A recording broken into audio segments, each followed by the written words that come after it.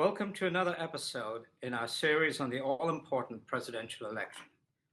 I'm Bertram de Souza, who along with my co-host, Dr. Taji Terrell, will tackle the highly volatile topic of extremism with our guest, Dr. Richard Rogers of Youngstown State University's Department of Criminal Justice. Richard, who teaches a course on terrorism, is conducting a major study on extremist groups in America. The rise in extremism in the US is well documented. Indeed, in March 2021, Secretary of Homeland Security Alejandro Mayorkas warned that domestic violent extremism, quote, poses the most lethal and persistent terrorism-related threat to the homeland today. With the hotly contested November 5 presidential election a toss-up, the prospect of interference by extremist groups, especially those on the right, looms large.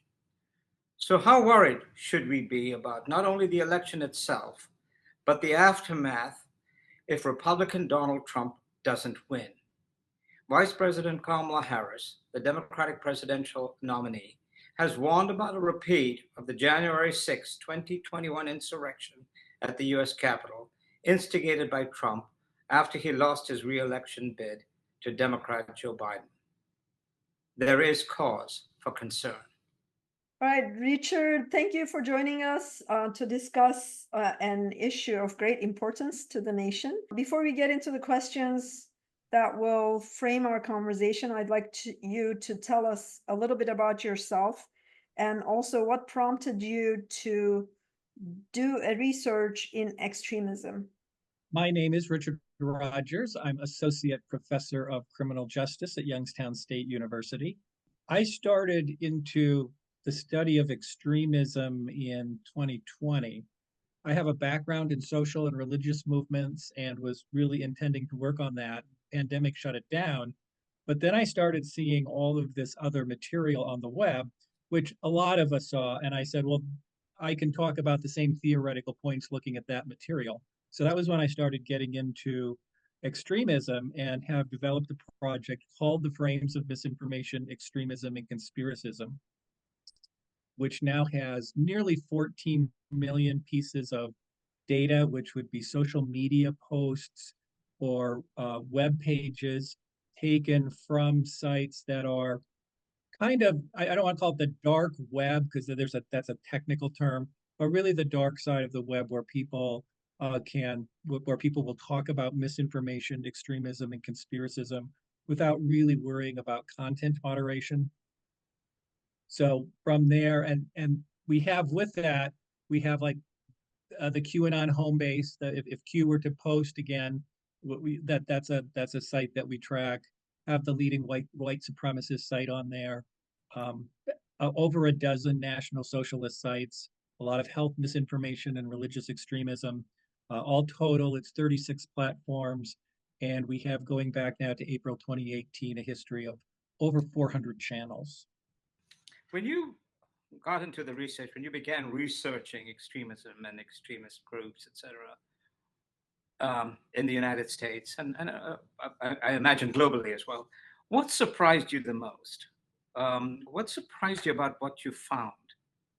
That's an interesting question. I think the biggest thing was I had a lot of the perceptions that many other people had about looking at these movements, and they talk about a variety of other things than we think they talk about. So when I read stories in the press, and I have a customized news feed that I go through, there will be individuals who want to report on what's happening, and they're basically cherry picking, tweets or some social media posts that they saw to fit their preordained narrative. That sounds a bit trite, but that does seem to be going on. Many of these communities are really alternative communities where people will talk about dating, they'll talk about homeschooling, they'll be critiquing movies. There's all kinds of discussions of the Lord of the Rings. So the types of material that we're looking at in terms of misinformation and extremism is embedded in those conversations. But we see these communities that are a lot fuller than I think we would normally think about when we hear just kind of the public discussion of them.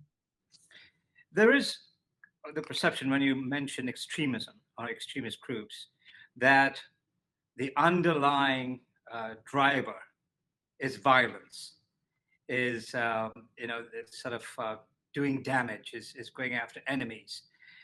Is that true? Do you find that threat of violence throughout as you do your research?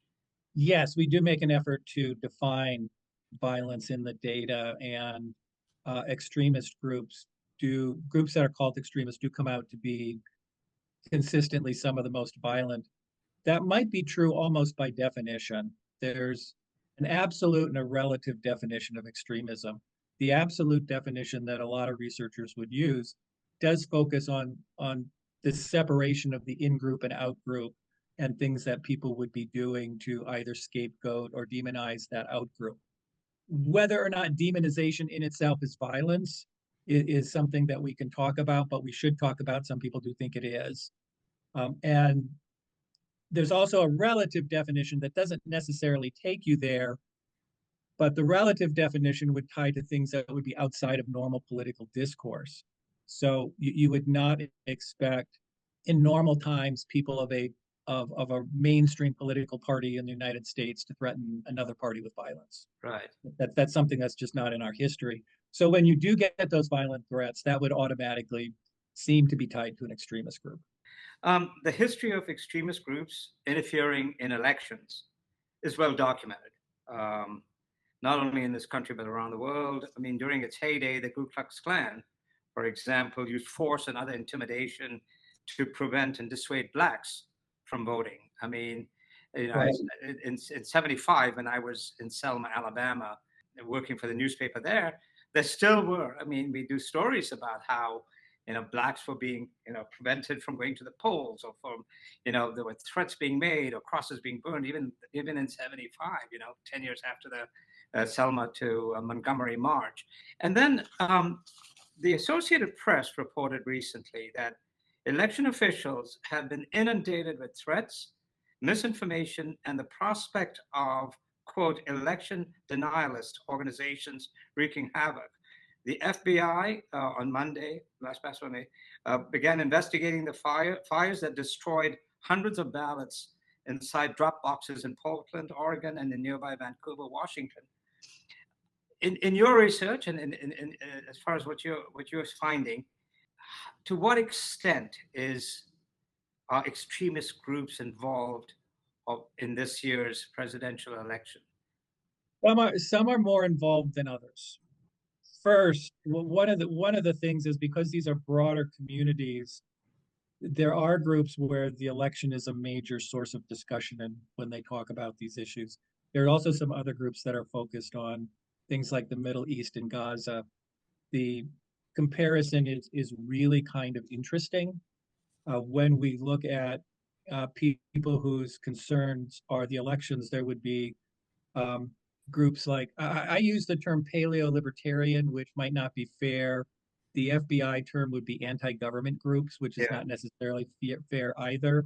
But these are groups that feel that in some ways they should take that they're opposed to the government as we currently have it. So I don't like the anti-government terms, because many times they would accept another form of government, but they're opposed to what we have. The alt-right certainly has some of these tendencies. It's not as extreme with the alt-right as it is with these paleo-libertarian groups.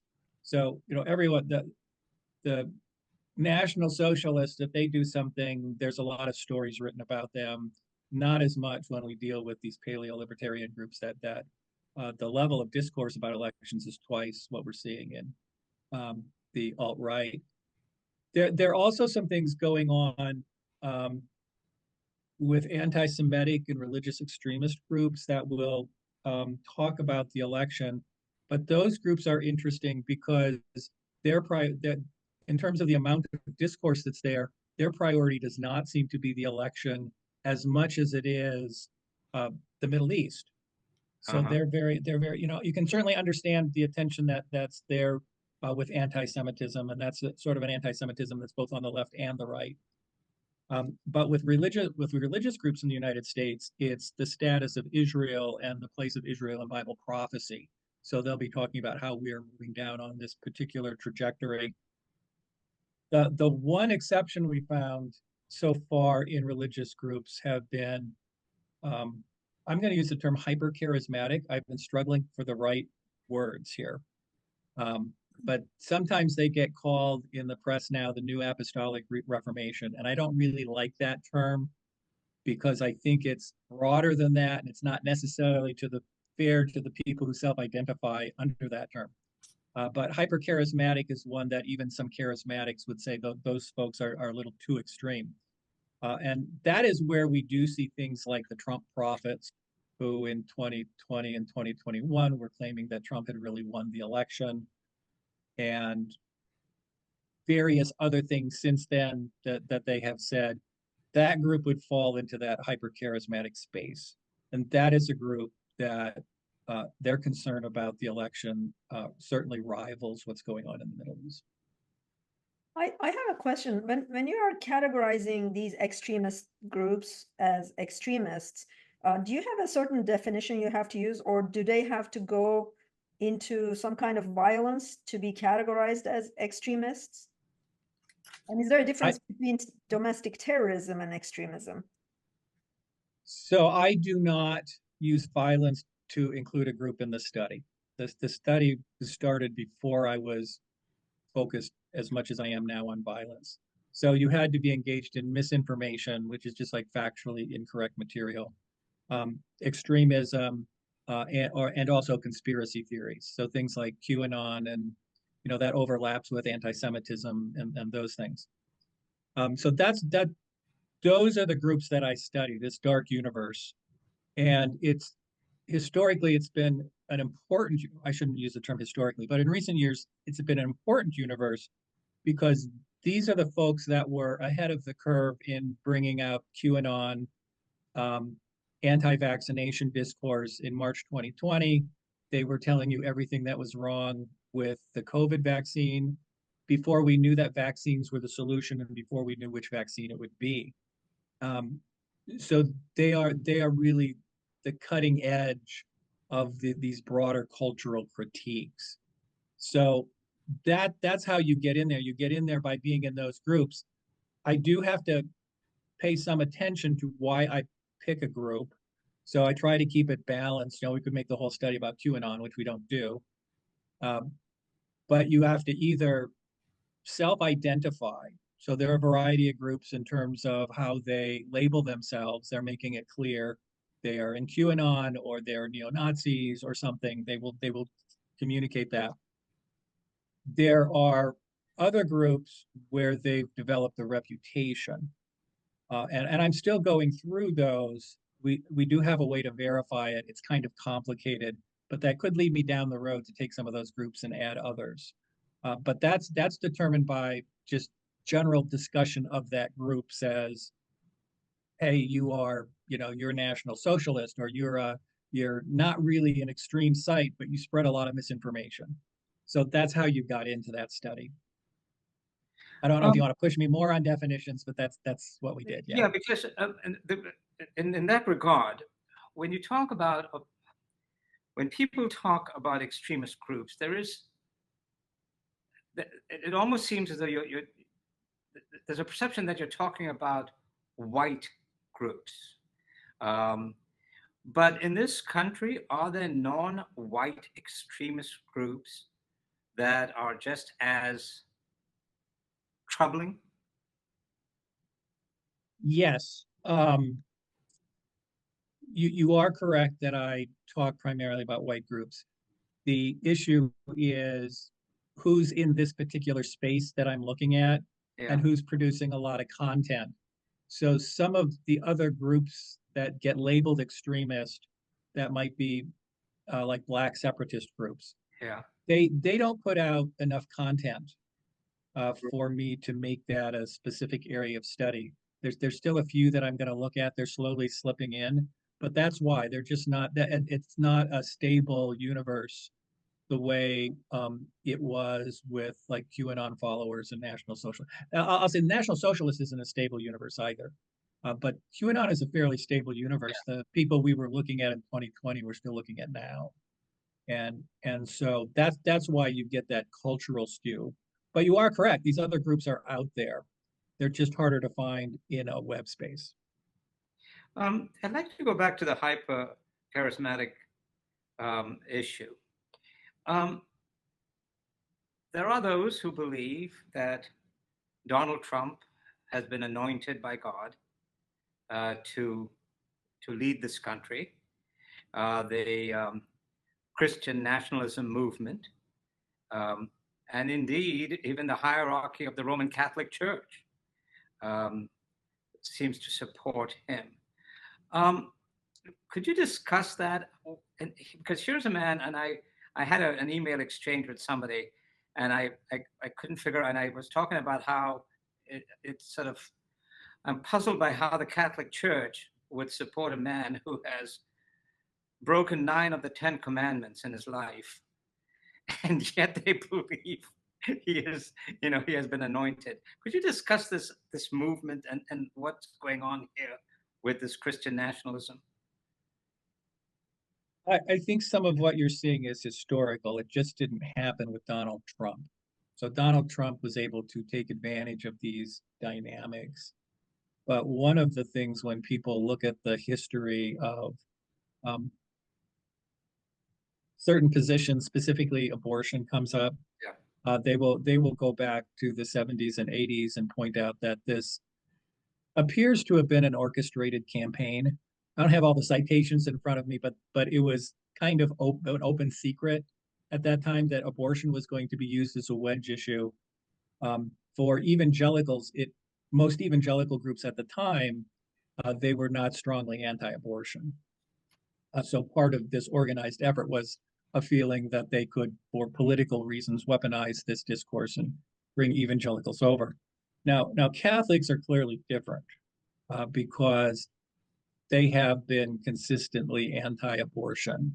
So when they go into these discussions, it's very different, which is why in some of the debates, at least until recently, there would be divergences between Catholic voters and evangelical voters, because Catholic voters had a very different way of thinking about these issues than evangelicals had.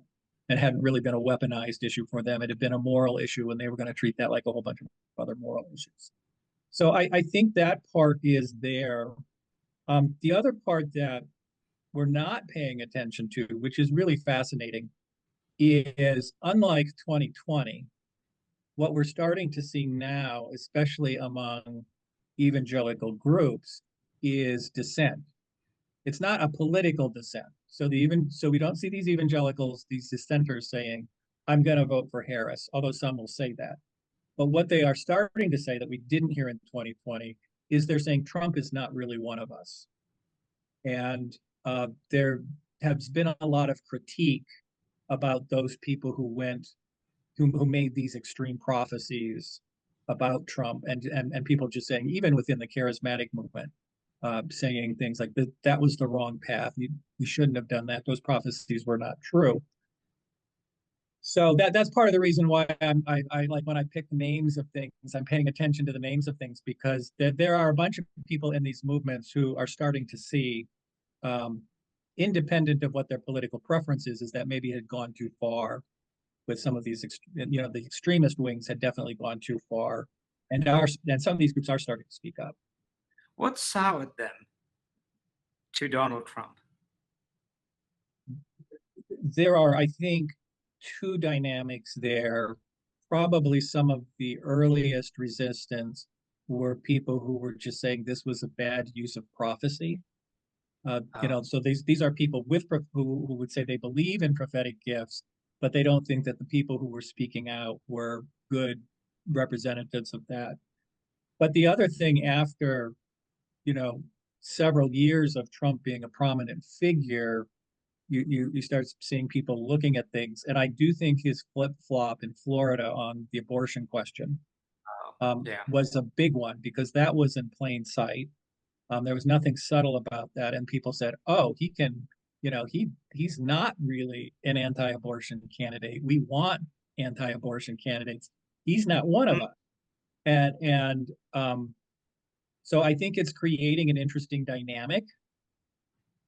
I don't necessarily agree with the poll that says evangelicals are going to stay home this election, but that's kind of out there. The survey research is clearly starting to pick up this discontent that people from a religious background want their candidate to represent their religious positions. And the feeling is that Donald Trump does not do that. He is an opportunist. Doesn't mean that they won't, again, it doesn't mean that they're going to vote for Harris. They might still go to the polls and vote for Trump, but it's not the same level of loyalty that we were seeing back in 2020. Touch? So Richard, you are mainly monitoring social media and online platforms to track down extremist groups, right? What are their recruitment tactics, or how do people get into these groups? I think when we were looking at 2020, what we were looking at is a lot of people at home looking at the internet. And I found them simply because I was interested in religious movements, and there was, QAnon saying it would be the end of the world. And I would look that up, and then you would get fed a bunch of apocalyptic discourse. So that was how that started. I do think with some of our extremist groups, they're now starting to focus. I guess I won't say starting to focus, they've always done this, but a renewed emphasis on getting young males into their organizations. So back with the young males in the 90s, it was rock music. So you might recognize the name Resistance Records. That was the most well-known one. There was also, with the internet being new, a focus on gaming. And so we could do these things, and then, that would be a way to invite people into our groups. The gaming part is still out there. The one thing that has changed is an emphasis on physical fitness and the rise of what we would call active clubs. So the idea, the ideological aspect of an active club would be that at some point we're going to have our racial holy war, and what we want, the people who are going to win the racial holy war are the people who are physically fit. So we are going to go to the gym. And that's what these are. You see they're on the web, and you see pictures of people going to the gym.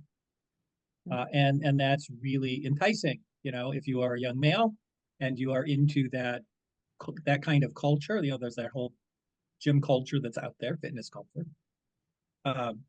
That is a possible source of appeal. That's particularly interesting because during the first part of this year, not so much in the US, but in Europe, the number of these clubs skyrocketed. And it was all at the same time. The people paying attention to Europe were saying this happened in April and May, so close to each other that it looks like a concentrated effort. I did, just before the podcast, was looking at the US, and I noticed that on Telegram, the number of subscribers to some of these has now gotten over the minimum threshold that I would use to include the study. So I'm going, oh, maybe I need to start bringing more of these into my research. So that's a whole new dynamic, this focus on what it means to be masculine. And those groups are really targeting that. What is, in order to be a target for recruitment, and you talked about young white males, there has to be some grievance, right? They have to be, some kind of complaint about either their lives or the workplace or education, whatever. What are the grievances that you see and discern from these young white males who are, amenable to being recruited? Well, the number one is dating. Is dating, yes. So we call it the manosphere, this group of this hyper masculine discourse, and we deal with incels, which is short for involuntary celibate. And these are, in lay terms, guys who cannot get a date or feel they cannot get a date. And so they have crafted this whole mythology of modern dating behavior about how all of the good-looking women will only go out with the good-looking guys, which is why the women will not date them. And that's not purely an extremist ideology, but we're seeing it overlap.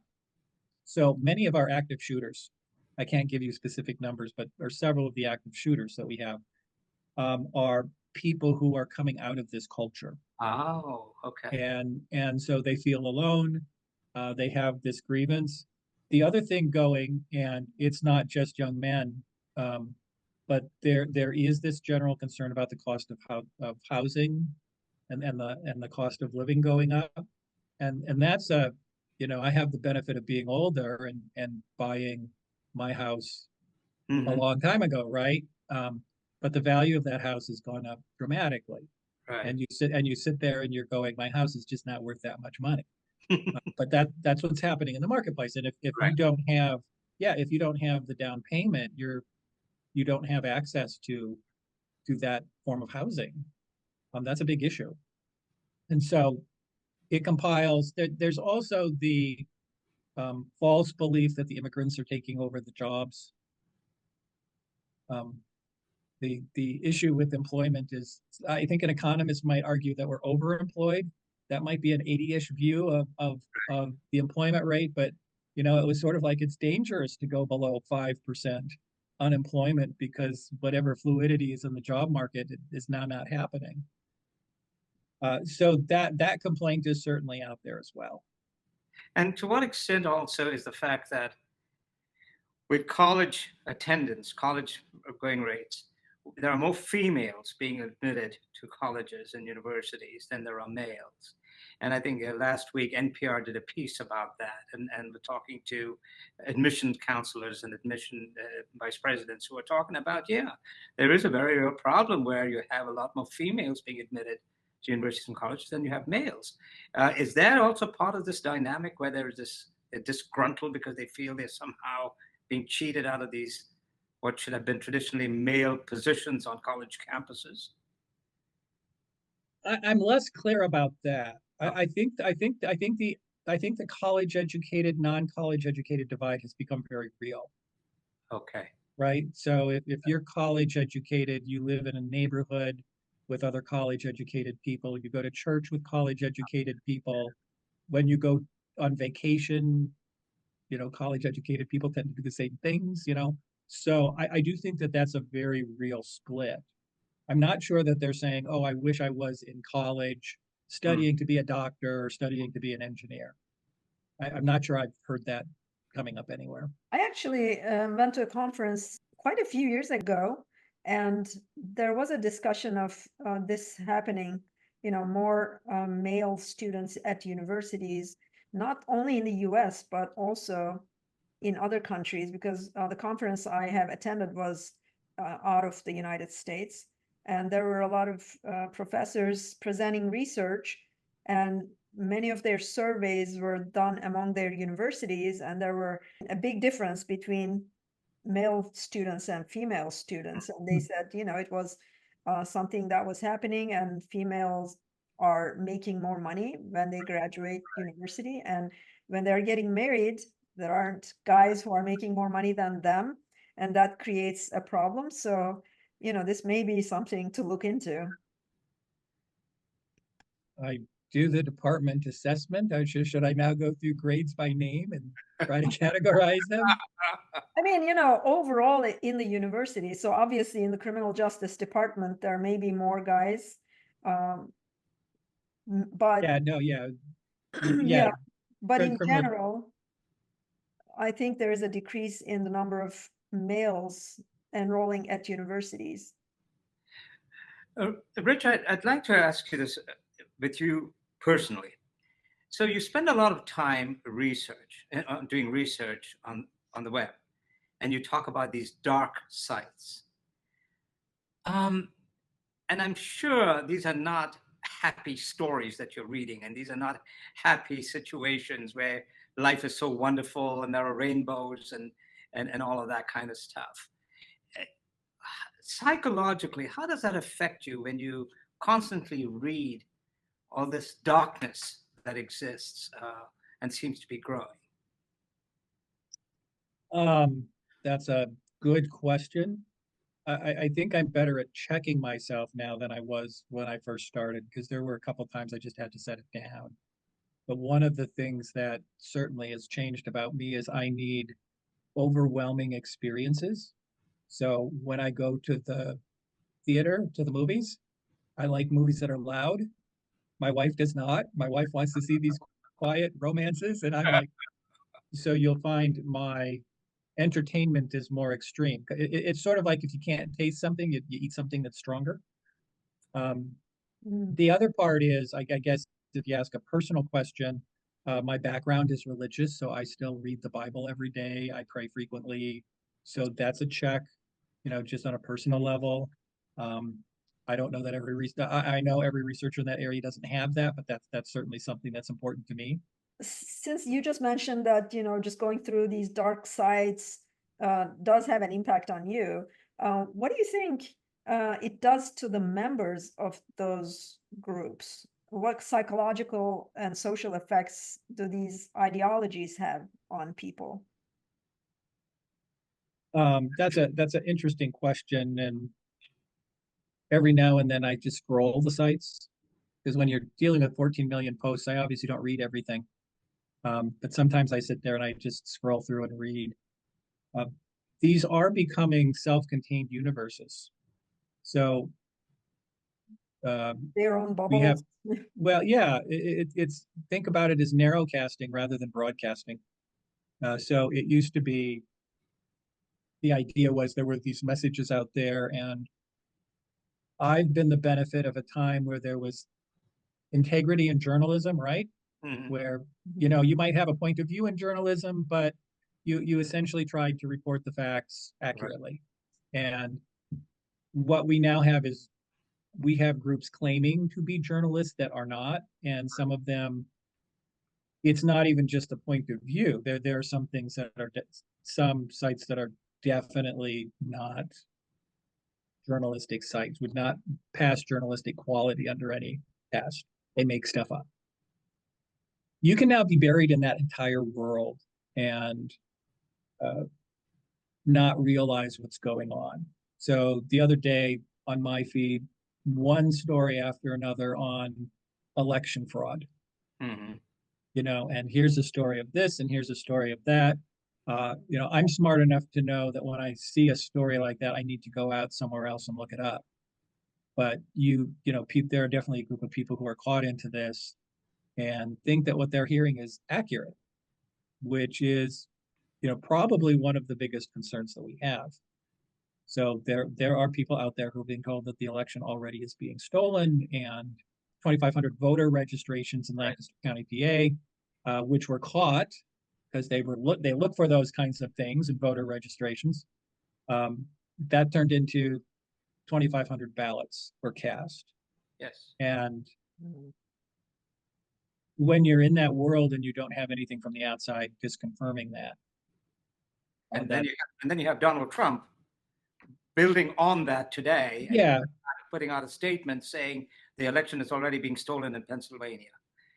Yes, but I felt when I started looking at numbers and surveys and that about what was happening, he capitalized on something that was already happening in the culture. It was there before he was running. And when we start talking about, like, how do we counter these things, somewhat disappointed that there's not enough attention to the cause. The way we handle these things is we kind of play whack-a-mole. So here's a piece of misinformation, or here's an extremism, and we're going to beat it down. There's just so much of that material that you can't beat it down. The real question is, why do people believe this in the first place? And that's the kind of outreach we need to really start focusing on. How do we restore integrity in our communications? How do we restore trustworthiness? I'll say trustworthiness in experts, but also within communities of experts, to make sure that we do act trustworthy, because we're also seeing a whole wave of studies being pulled from journals because of people not doing the right thing in the research. And usually when you get pulled in a journal article, it's not something that's kind of ambiguous. So we do need to there's all kinds of things we need to be doing to address these things. Finally, from me, what worries you the most about this presidential election? I would say it's the ambiguity.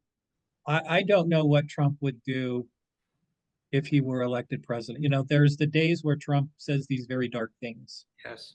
And but I don't know if he would really do them or if that's just part of the media blitz. Because the first time through, that's kind of what it was. With he did some of the things he claimed he was going to do at the beginning when yes, got yeah. It's just would he do things that severe? Would are there no safeguards? You know, would moderates and would moderate Republicans not revolt? You know, we're assuming moderate Republicans would not revolt and try to pull things back in if you went too far. So it's really more the ambiguity of this. And I think that's one of the reasons why you do see many people still saying they don't really care what Trump says, because they feel that's Donald Trump just bloviating. And that we shouldn't take that. We don't need to take that seriously. Now, we may have different points of view 2 years from now, right? But I think it's the ambiguity. So we don't even know if he says something, we don't really know if he would actually do it. And I could say the same thing about Kamala Harris, right? Right. She's saying a lot of things that didn't happen over the past 4 years that she's now going to fix. If I was, you know, I could say the same thing there. It's not just about Trump. It's just we have no certainty that either of these people are telling us what's going to happen, what they're going to do. Trumpet's an extra issue because he flip-flops back and forth, you know, between different things. So you never know which Donald Trump you should be listening to. So when you're doing your research, are there certain keywords that you look at? Yeah, it's driven by keywords, phrases, and word stems. So those So are we have, associated with extremist activities. yeah, well, with the whole database, not everything is extremism, but it's about 8,000 words now that we code through, which is why we use supercomputer. It's just too big of a task on my laptop. As far as what comes up, QAnon is big in the space. Is that the biggest one, QAnon? Yes, it's about 40% of my material. It's not 40% of my sites. I only have 25 QAnon sites in the study. Out of the 400 channels, only 25 of them are QAnon, and there are maybe another 25 that might get labeled QAnon adjacent because of their history. But QAnon exists on the web. Doesn't exist without, there were National Socialists before we had a web.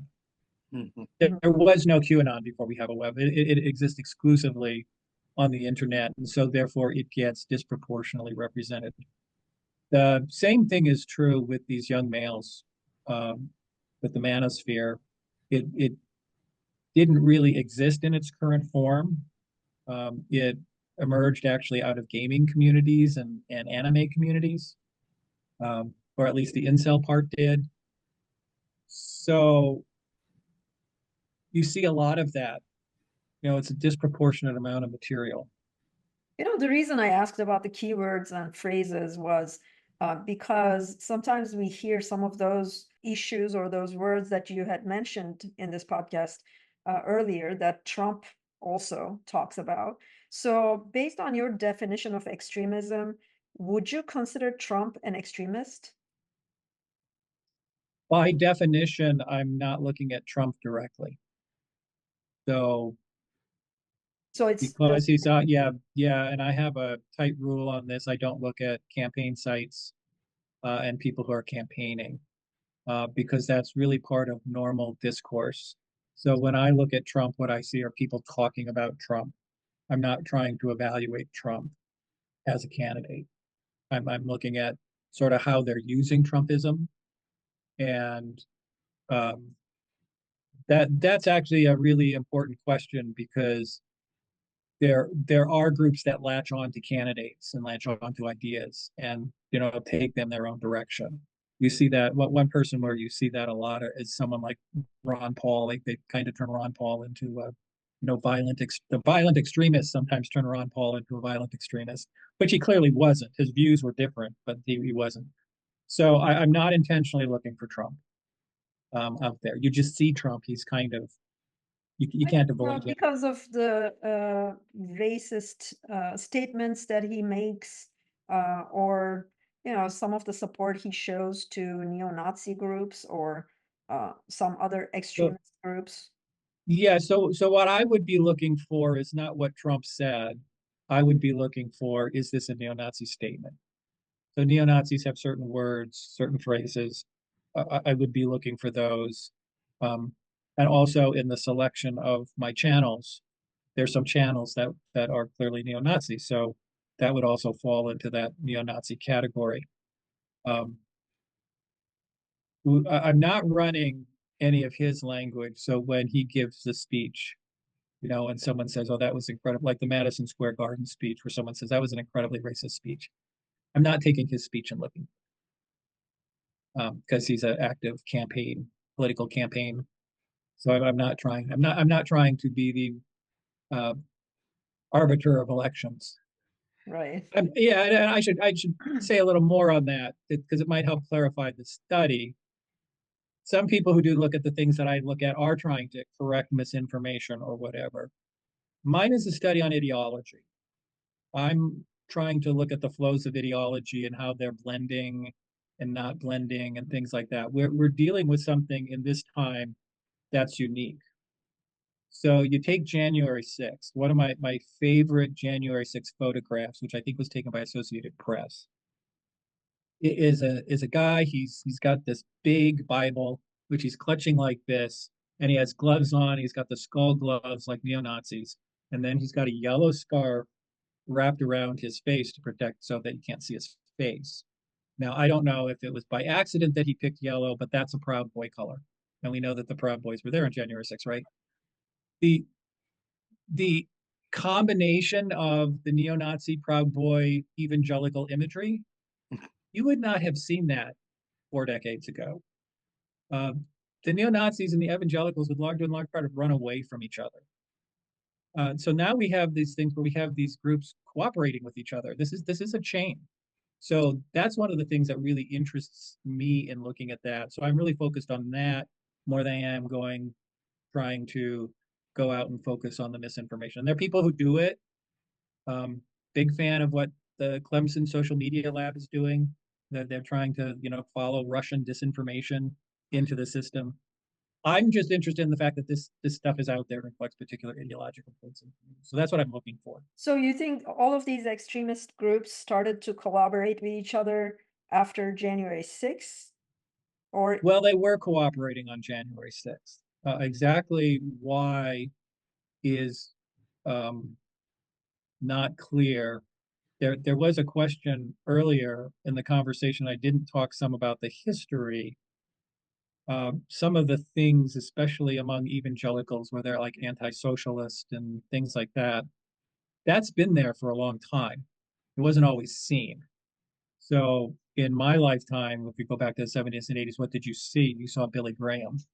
Mm-hmm. Now, Billy Graham talked a lot about anti-communism, right? You know, socialism's bad, Russian's bad, but at the same time, he could speak to, a mainstream audience. There are a lot of groups out there, and that have helped shape this hyper charismatic space, and that have been out there for a long time, that have been proclaiming anti-Semitism. Their anti-socialism has been tied to views of, the one world government and the Antichrist, and things that we would not have heard from Billy Graham, who might have said, yeah, there's going to be an Antichrist, but he didn't go around poking fingers at people saying, oh, that politician is the Antichrist. So that's the kind of stuff I'm really paying attention to.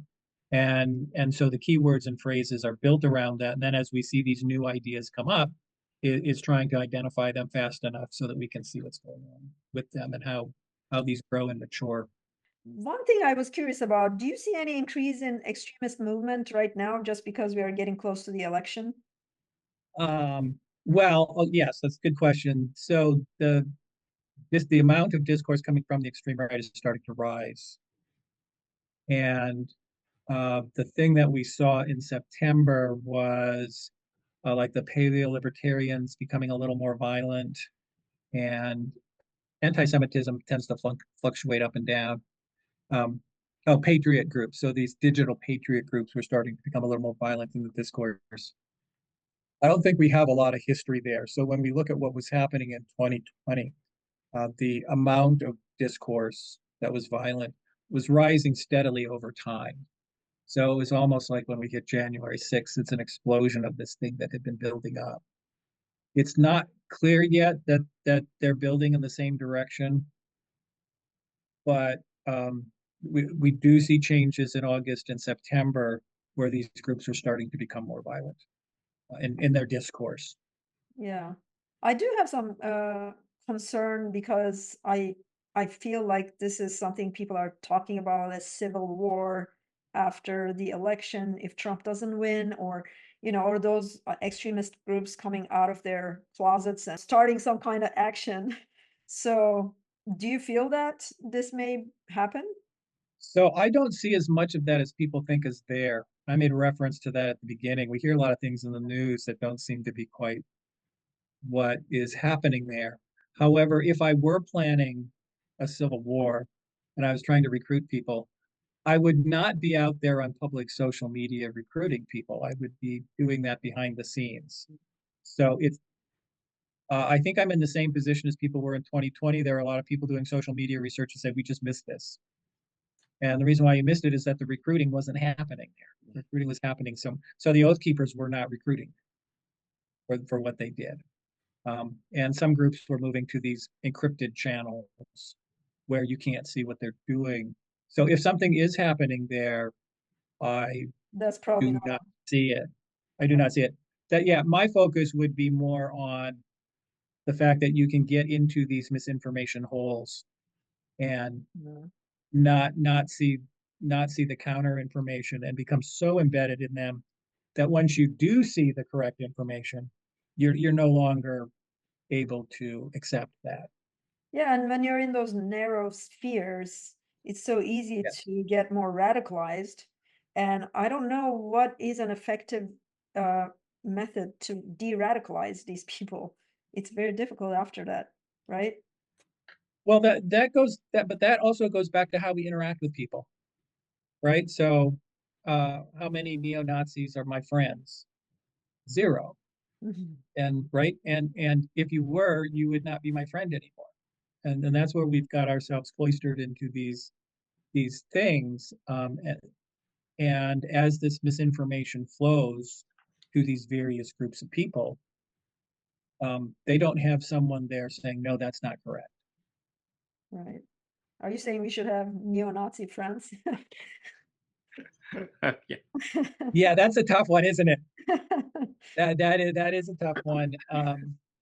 That would do a lot for the world and probably try your patience, right? Okay. But you see the point there. We have No, these I do understand. I right? mean, the And more yeah. isolated those people are, the easier for them to get into these extremist groups. And this is usually what happens. Well, we thank you, Richard, for joining us. This is a wonderful conversation and something that needs to be had. And I'm hoping that we can do it again. And despite what happens on November the 5th, I'm sure these groups are not going to go away. And so, as your research progresses, please keep in touch with us and let us know. And we'd like to talk some more with you.